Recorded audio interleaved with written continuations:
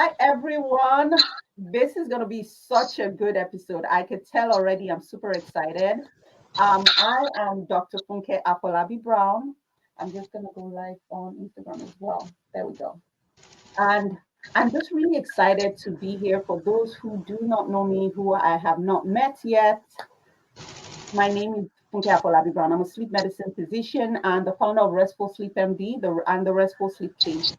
And we have this incredible conversations weekly where I bring in experts from different works of life to talk about things that are in one way, shape, or form related to sleep. And today, you guys are in for a treat. We have a best-selling author in the house, okay? And not only that, not only is he a world-renowned sleep expert, he's a best-selling author, and he is my friend. So I am so excited to have Dr. Andrew Spector. I'm not going to steal your thunder because I know if I try to introduce you, I'm not going to do it justice. So I'm going to have you just introduce yourself to our friends. Okay, well, thank you so much for having me on. I'm happy to be here with you. And my name is Andrew Spector. I am a neurologist and sleep medicine specialist at Duke University in Durham, North Carolina. I'm an associate professor of neurology here, specializing in sleep medicine. And I do a variety of other things here at Duke. I'm the fellowship director for the sleep medicine training program, and I'm the vice chair for professionalism, inclusion, diversity, and empowerment. And I'm also the Duke Athletic Sleep Optimization Consultant. So I do a variety of things here at Duke, all of which have something to do with sleep in some way, shape, or form. Amazing. So here's what I'm thinking. He does many things. Sleep must be his superpower. I sleep fine, but that's a little bit of sleep deprivation, always working to my advantage in how I sleep. All right, so you're doing all of these incredible things, and then you're like, okay, I'm not busy enough. I'm gonna write a book, and it's gonna be a bestseller. So please just tell us a little bit, like, what were you thinking? Why did you decide to write a book on restless leg syndrome? So there are two questions in there. One is, why did I write a book at all? And one is, why did I pick restless leg syndrome? And so the book is written through the AAN, the American Academy of Neurology's Brain and Life series. And that's a whole series of books for patients and their loved ones on how to manage different neurological conditions. And the publishers actually reached out and said, we're looking for something about sleep to add to our Brain and Life series. And I said, well, I can't write about all of sleep, but if I'm going to write a book on sleep at all, it's going to be restless leg syndrome. And the reason for that is because RLS is the condition I see the people suffering from the most. My patients, and they all have different sleep disorders. It's all I do is different sleep disorders. They all cause some form of suffering, but the restless legs patients were suffering the most. And a lot of the reason for that is that they were on medications that were making them worse. And one of the unique aspects of RLS is the drugs that are considered first-line therapy are actually harmful.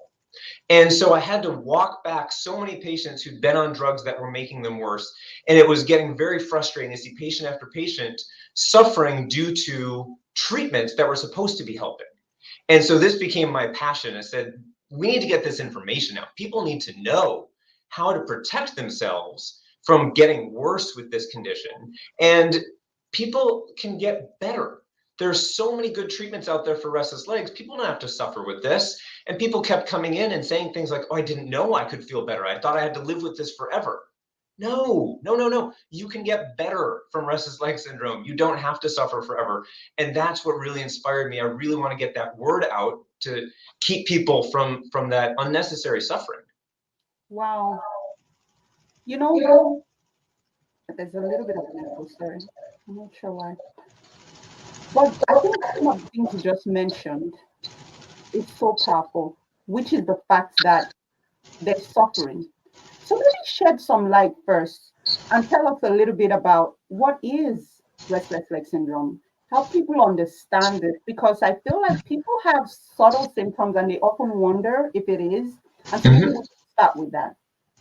Well, restless leg syndrome has a great name because it really does describe pretty well what people experience. And so it's actually a relatively straightforward diagnosis. And it has everything to do with the symptoms patients experience. There's no test.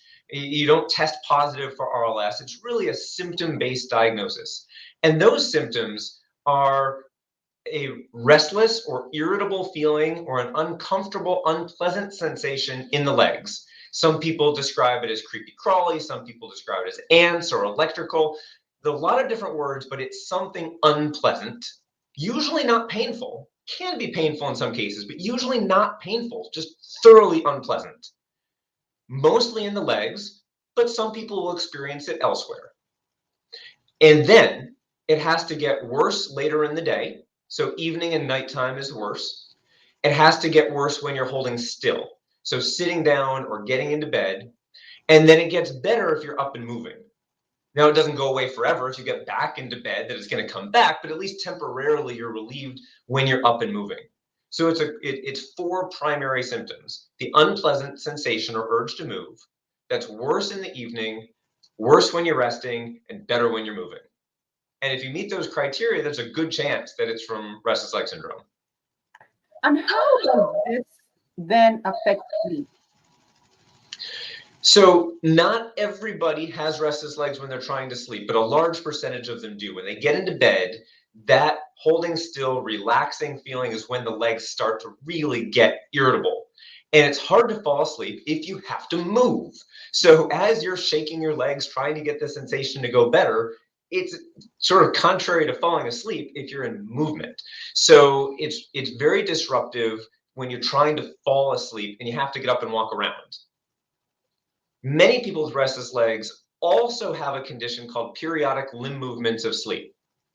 It's not exactly the same as restless legs, but they're jerks that happen in sleep. And many people have both of these. So now they're jerking their legs, and that can disrupt their sleep. It can disrupt their bed partner's sleep. And so really there's two ways. It can prevent you from falling asleep, and it can prevent you from staying asleep. Yeah. So sounds like eventually what we get is probably difficulties, like you said, falling asleep, which may potentially lead to insomnia in some situations, would you say? Oh, absolutely. Mm-hmm. Absolutely. Very difficult to fall asleep. And then it magnifies, because what happens is people get worried. They don't want to go to bed because they don't want to experience that sensation. And so it really starts to multiply. And this is why people are miserable, because with that degree of sleep deprivation from not being able to get into bed and fall asleep, now they're exhausted during the daytime, right? And that sleep disruption has led to health problems for people. So there's an association between restless legs and cardiovascular disease, which is presumably a result of that disrupted sleep. Is sort of the unifying factor there. So restless legs, although we don't consider it fatal, might actually be contributing to more health problems than we give it credit for. Wow. And how common is it? It's very common. So the estimates range from 4 to 10% of American adults. So that's a really large number. Millions and millions of people have restless leg syndrome, and it's varying degrees, right? Not everybody has severe restless legs every night, right? There are degrees. You may have this some nights and not others. So it can be an intermittent problem for some people. All right, let's talk about more of the broad sort of ways by which we treat it, because I know there's a whole array of treatment options, and so maybe we could go through like non-pharmaceutical and then go into more of the medications. Yeah, absolutely. So let's start with number one thing we're going to do, which is eliminate the triggers. There are so many things that can trigger restless leg syndrome that people might be taking or doing, that if we can get rid of those triggers, the legs may get better without need for further medical therapy. And a lot of them are dietary. So alcohol, caffeine, sugar are all triggers for restless legs. So cutting those down. The other thing is tobacco. So nicotine can be a trigger. So right off the bat, we're going to try to eliminate those four: sugar, alcohol, nicotine, and caffeine. Once we've done that, we can look at medications. So there are a lot of medications out there that can trigger restless legs. The classic ones are antihistamines, like Benadryl is a classic one. Antidepressants. So even the common antidepressants SSRIs, which are your Zolofts and Prozacs and Lexapros, those can exacerbate restless legs. Certain antipsychotic medications, which can be used for depression too sometimes, can worsen restless legs. There are a whole bunch of these drugs. So if you're in my office, and we're going to start by looking at those and say, okay, how many of these can we eliminate to try to improve your legs? And once we've looked at all those triggers, the next thing we're going to try to do is come up with some behavioral techniques. Can we use massage? Can we use heat? These are usually very effective strategies, and distraction is another strategy. People will find sometimes that, say, doing a jigsaw puzzle is better than watching TV because their minds are engaged. And so that type of thing can sometimes be beneficial to avoid drugs. Once we've tried those types of strategies, our next thing we look at is iron. And iron is my big thing when it comes to restless legs, because we can treat people's restless legs so well by getting iron levels up. And it's really important to understand this. Iron levels in the blood and iron levels in the brain are different. So when we check iron levels, we're checking blood iron levels, and it doesn't give us a ton of information about brain iron levels. If we really wanted to know how much iron was in the brain, we'd have to do a spinal tap and check spinal fluid, and nobody really wants to do that. So we extrapolate, and we take the blood and we look at the iron levels, but even the levels that we would say are, quote, normal are often too low. And if we push those levels very high, usually with something like an iron infusion where we drip iron into an IV, then we can really see the benefit. Not immediately, but about 2 or 3 months after an iron infusion, the legs are usually markedly better. And some patients never need to take a medication after that. For others, they need a medication, but it's a lower dose, or maybe only one medication, and the medication is going to work better. And about a third of patients don't respond to iron infusions, but that means 2/3 do. And so I'm always going to try it, because that is a really high response rate for any drug.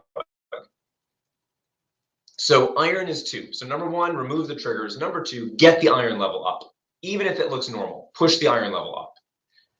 Third, now we're into the medications, right? If you haven't responded to anything else we're doing, now we're talking medications. First line therapy is gabapentin and its cousin pregabalin. And these drugs, while not perfect and potential side effects for sure, are very effective for restless legs, especially in people whose iron level is adequate.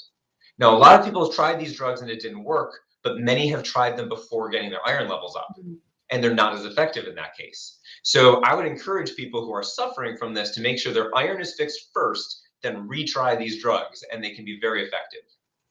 Or maybe they didn't try high enough doses, because sometimes it takes higher and higher doses.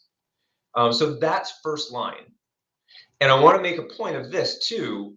For the last 20 years, there are drugs on the market called pramipexole and ropinirole that are called dopamine agonists. That's the class of drug. And these dopamine agonists were first-line therapy, and people have been prescribing these drugs for decades. It's very important to know they are no longer recommended for the use in restless legs syndrome. The long-term use of those drugs is what's making people worse. The longer you stay on them, the worse your legs get. They're very seductive. When you start them, you're immediately better. And then you get worse again. You go up on the dose, you're better. And then you get worse again. And this vicious cycle continues till you're on these massive doses and you get these side effects and you feel like your legs are miserable.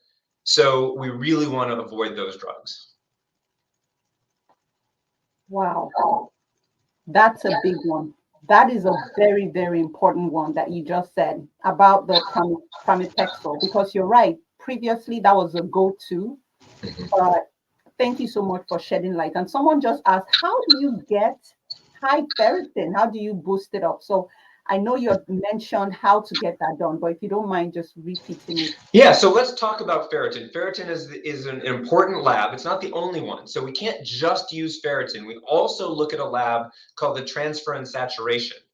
And we consider somebody to be eligible for an iron infusion if the ferritin is less than 100 or the transferrin saturation is less than 20%. And the reason we do the or is because ferritin only sometimes tells us about iron. Sometimes it tells us about inflammation. And so if you have a low transferrin saturation, but a high ferritin, that ferritin is probably not high because of iron, it's probably high because of inflammation. Mm-hmm. And that person is still, at least in my world, eligible for an iron infusion. And because the body doesn't like to absorb iron when the ferritin is high, because it thinks there's a lot of iron in the body, it shuts down iron absorption from the gut. And so oral iron pills are not going to work very well. You're not going to absorb them very well. So that's why iron infusions are so effective, because we bypass that absorption question and we get your iron level and your ferritin up nice and high, 200, 300, 400, or we really want it so that you can get that iron from the blood into the brain where it's actually going to help you with your restless legs. So good. Okay, y'all, I'm just going to pause here and say, don't walk, run to Amazon and go get the book. I know we still have to cover a few things, but I'm just like, the neurons are firing. This is so exciting. So let's put up all this is in the book. All this, all the whole chapter on just iron, because iron is, yeah, all of it about iron. Tell us the title and where we could get it, so people could start going right now and all speaking. It's called Navigating Life with Restless Legs Syndrome, and it's part of the Brain and Life book series. It is available on Amazon. It's available on Barnes and Noble. It's available in local booksellers. They may not have it on the shelf, but they can order it for you. It was published by Oxford University Press. So all booksellers really have access to the Oxford University Library and can get that book for you. But Amazon and Barnes and Noble are the two major booksellers. You can get it anywhere, really. So I already put that in. I'm just going to let that run through because y'all can hear this is incredible. This is so much needed because there's a lot of misinformation about restless leg syndrome, and it's impacting so many people's quality of life. And what I loved about the book were the stories you also shared, which made it so relatable. And I'm sure that a lot of people will actually find themselves in those stories. And also, I would also say, even clinicians that take care. I am a sleep physician, and I learned so much from reading this book. And I'm planning to have it as one of my go-tos, even in taking care of my patients with RLS. So thank you so much for investing so much time in writing this. But maybe shed some light also. Who would you say the book is for? Who would it benefit? So in my mind, as I was writing it, I had dual audience, and clearly it's for patients and people who are living with this condition, right? And one of the nice things people have said, and I've gotten feedback on the book, was exactly what you said, that they can see themselves in the stories. They feel like I'm writing to them. And that was definitely my goal. I wanted people to identify with some of the stories in there. But there's a second audience too, which is the loved ones who are living with people who are suffering from restless legs. And there's actually a chapter there dedicated to them because it's difficult. You know, maybe the person you love has restless legs, and that means you don't get to go to the theater because they can't sit with you and they don't want to sit through a show, or they're not going to travel with you because getting on a plane is about the scariest thing in the world for somebody with restless leg syndrome. And so your life is impacted too, even right down to the fact that it's hard to just sit on the couch and watch TV at night because your loved one is up and pacing around. So there are ways that loved ones can be advocates, can be supportive. And so I had the two audiences, both the patient who is living with this and their loved ones and caregivers, so they can understand what their loved one is going through. Brilliant. And thank you so much for doing that. So I digress. I still want to ask a question. I have a thing for kids. Yes. Now, kids have often under-recognized, just like adults, RLS symptoms. So maybe shed some light on what's the difference between restless leg syndrome in kids and restless leg syndrome in adults, and kind of help us compare and contrast that. The symptoms are actually pretty similar. The difference is often that the kids have a harder time expressing it.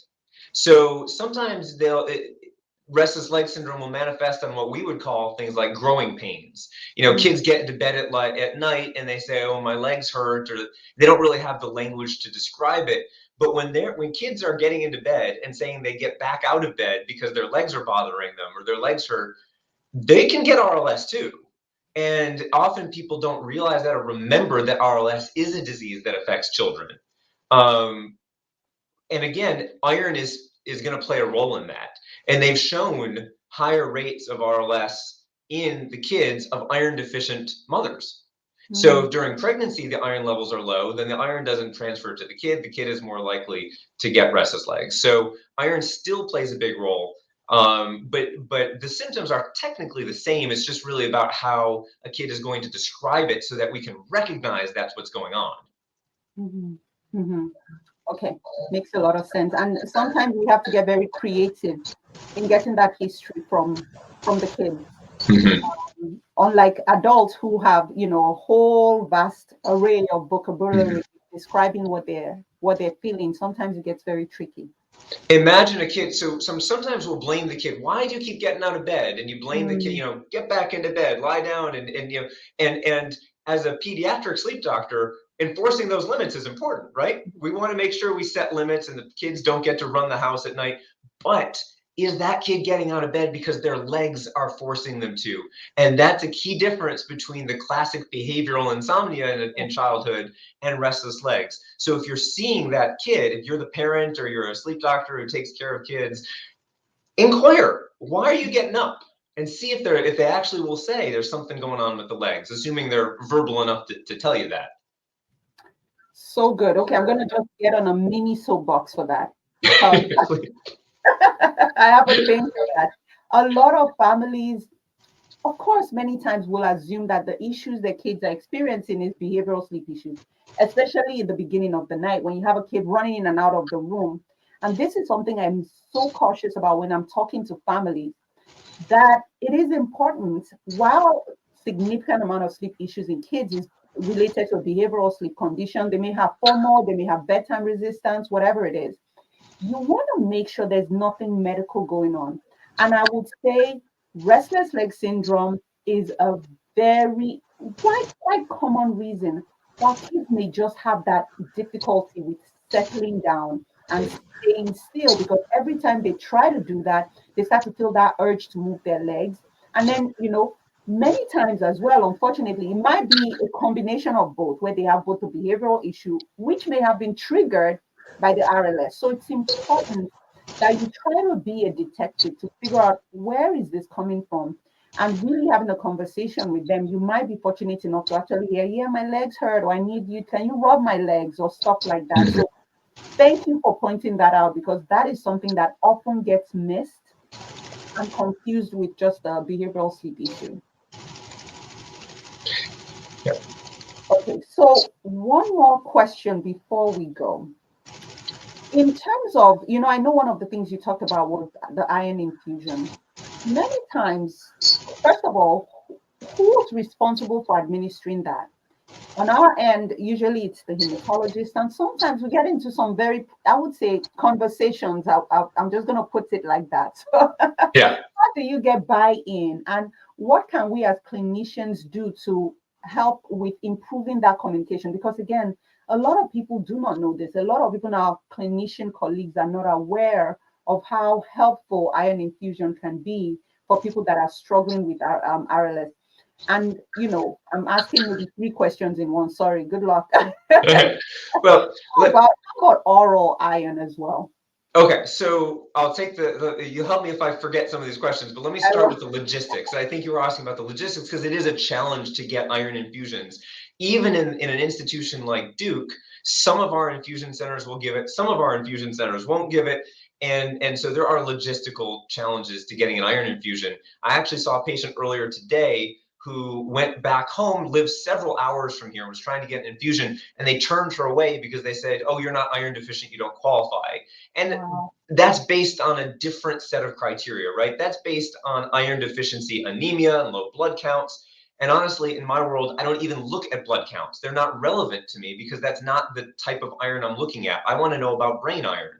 So yes, you may bump into people who don't understand why we want such high levels of iron, and that's an educational opportunity. I order my own iron infusions. I am not dependent on hematology. Thankfully, my infusion center knows me well because I refer 1 or 2 patients a day for iron infusions, and we've worked it out, right? So everybody is now on board at Duke, and I don't run into these challenges here. I have faced them every time I try to use an infusion center outside of Duke, though.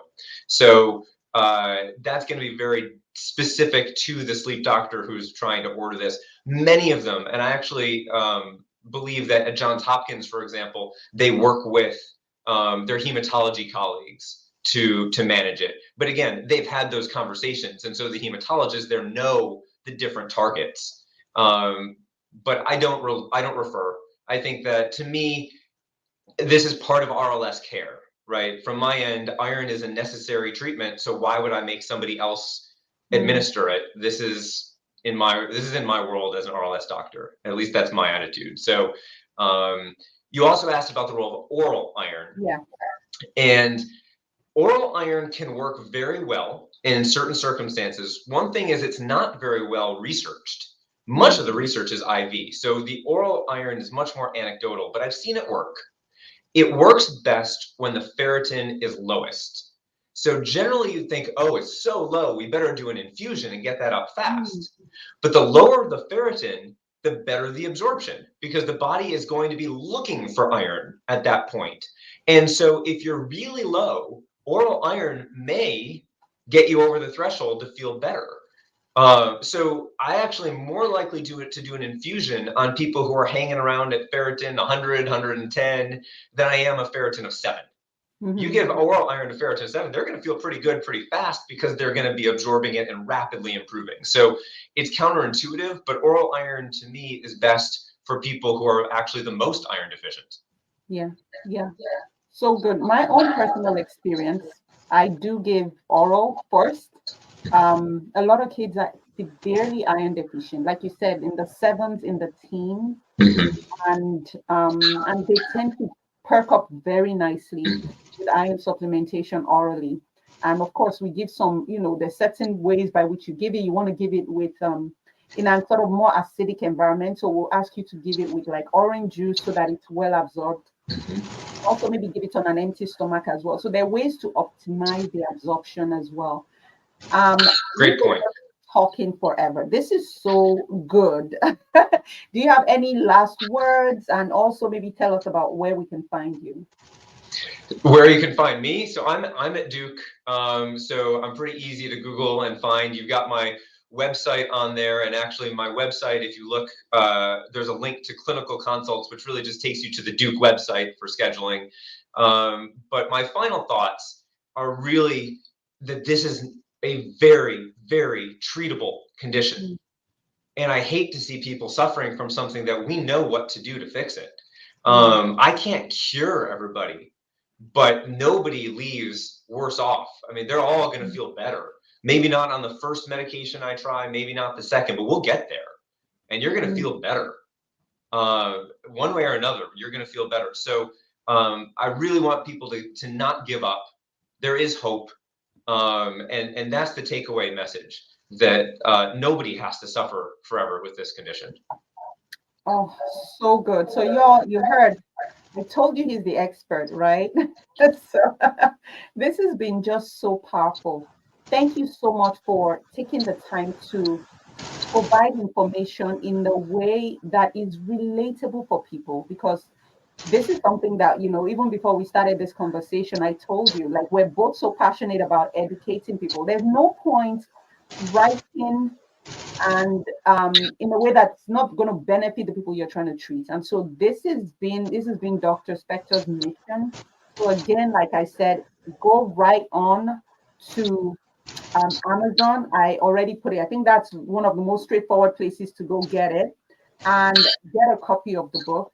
And it's going to really change the life of a loved one, of your life. And if you're a clinician, I think this is a good tool. It's a good resource to have.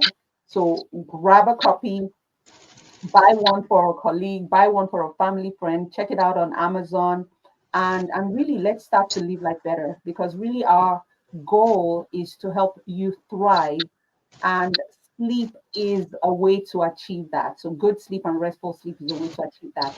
And be on the lookout. October 8th. I've been talking about this for a while, and so really inspired by Dr. Spector. I'm like, I gotta write my own book too, and so we're gonna be talking about all things kids sleep. It's called Beyond Tired. Solving your sleep physician guide to solving your child's sleep problems for good. It's going to be available October 8th. Do not miss it. Grab a copy from Amazon as well. Now you have a book on RLS, you have a book on kids sleep, you're good. So thank you again. It's been such a pleasure having you, Dr. Spector. Thank you so much. I love talking about RLS, and thank you for the platform. Absolutely. All right, everyone. Until next time, I hope you rest well.